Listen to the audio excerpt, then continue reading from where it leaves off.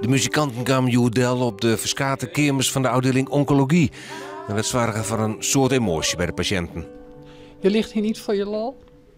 En als dit soort dingen, dat geeft heel veel steun. Ja. In wat voor opzicht?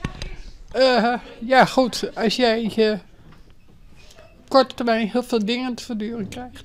En ja, dan heb je soms al moeite met jezelf en met de rest. En als mensen jou dan dit soort dingen aandoen, dat is gewoon heel fijn. Want dan je hebt het gevoel dat mensen toch nog denken aan de mensen die in het ziekenhuis liggen.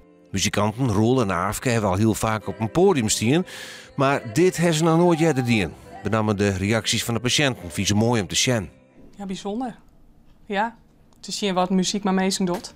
Dat is het eerste nummer wat wij speelden voor de meesting wie voordraak. De emotie die het komt, ja, dat kan natuurlijk verdriet wezen en blijdschap, maar de trin rollen voor de wang. En daar krijg ik kippenvel van, ja, absoluut. Ja, dat heel soort mij. Ja. Niet alleen maar de patiënt, maar ook maar jezelf. Ja, zeker.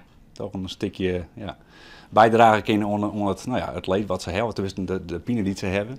Dat kun je zelf niet vielen, maar ja, in de muziek merk je toch dat mensen dat een heel soort doet. En dat is fantastisch. Het werkt toch vaak positief, zeg maar. Dat je dichter bij je emoties kan komen. Of dat je juist wat vrolijker door wordt. Het versterkt de veerkracht. En mensen hebben behoorlijk wat veerkracht nodig als ze in een kwetsbare situatie zitten. Het MCL zal deze concerten van Joetouw elke week houden voor haar patiënten.